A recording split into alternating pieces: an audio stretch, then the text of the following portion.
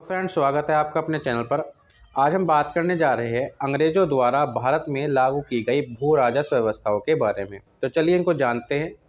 तो अंग्रेजों ने भारत में 3 प्रकार की भू राजस्व व्यवस्थाओं को लागू किया था। पहली व्यवस्था थी स्थायी जमींदारी या इस्तेमारी बंदोबस्त। दूसरी बात करें तो दूसरी व्यवस्था थी रैयतवाड़ी व्यवस्था या रैयतवाड़ी बंदोबस्त।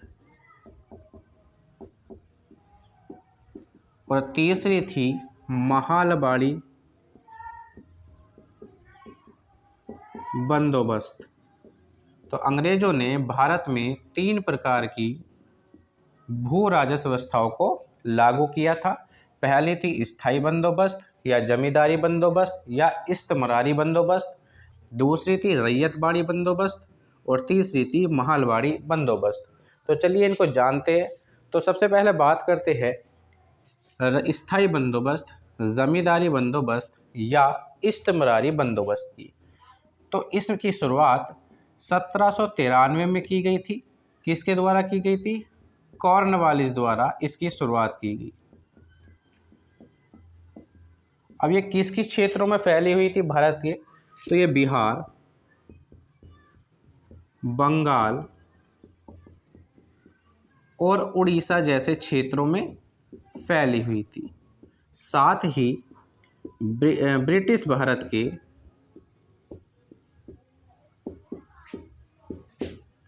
19% भूभाग पर इसको लागू किया गया था। तो स्थायी बंदोबस्त, जमींदारी बंदोबस्त या इस्तेमारी बंदोबस्त की बात करें तो इसमें क्या होता था? जमींदार किसानों से टैक्स का कलेक्शन करते थे, यानी भू राजस्व इकट्ठा करते थे और फिर वे कंपनी को या ब्रिटिश सरकार को देते थे। शुरुआत कब हुई थी? 1793 में हुई थी। किसके द्वारा की गई थी? तो कॉर्नवालिस द्वारा की गई। कहाँ कहाँ लागू किया गया था? तो बिहार, बंगाल और उड़ीसा में इसको लागू किया गया और ब्रिटिश भारत के 19% भूभाग पर इसको लागू किया गया था। अब दूसरी बात कर लेते हैं रैयतवाड़ी बंदोबस्त की।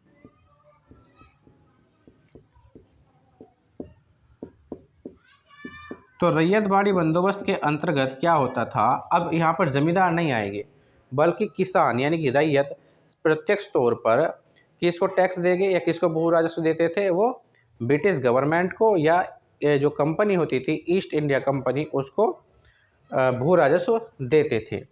तो इसकी शुरुआत कब हुई थी? इसकी शुरुआत 1792 में की गई थी। किसने की थी? कैप्टन रीड और मुनरो द्वारा इसकी शुरुआत की गई थी। अब ये कहाँ पर शुरुआत हुई थी इसकी? तो तमिलनाडु से इसकी शुरुआत मानी जाती है और साथ ही ब्रिटिश भारत के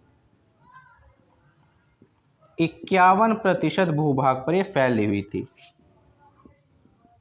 51% भूभाग पर लागू।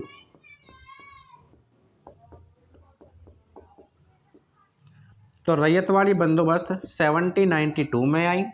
कैप्टन रीड और मुनरो ने इसको लागू किया था।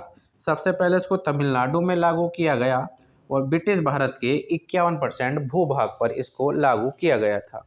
आइए जानते हैं तीसरे प्रकार के बारे में, जो कि है महालवाड़ी बंदोबस्त। तीसरा प्रकार है महालवाड़ी बंदोबस्त। महालवाड़ी बंदोबस्त के अंतर्गत क्या होता था कि गांव का जो मुखिया होता था वो भू राजस्व इकट्ठा करता था और उस भू राजस्व को ब्रिटिश गवर्नमेंट को या ईस्ट इंडिया कंपनी को देता था। तो इसकी जो शुरुआत की गई थी वो होल्ट मैकेंजी ने की थी। होल्ट मैकेंजी द्वारा इसकी शुरुआत की गई थी। कहाँ पर की गई थी? तो ये अवध में, आगरा में, मध्य प्रांत में और पंजाब जैसे क्षेत्रों में इसको लागू किया गया। साथ ही बात करें तो ये ब्रिटिश भारत के 31% भूभाग पर फैली हुई थी।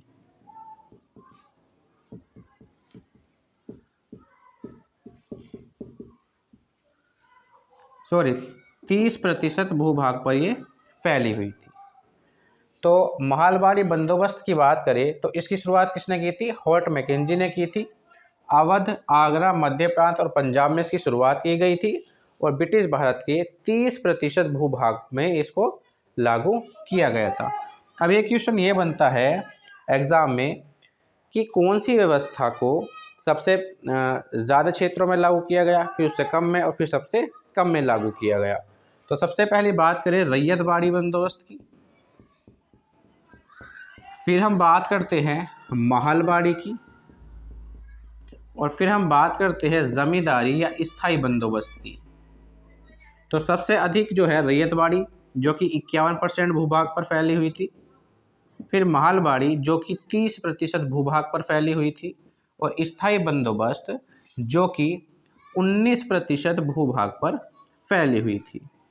तो इस प्रकार से हमने हिस्ट्री का एक इम्पोर्टेंट टॉपिक देख लिया है जो कि हर एग्ज़ाम में पूछा जाता है। तो चलिए मिलते हैं एक नेक्स्ट वीडियो में, तब तक के लिए थैंक यू।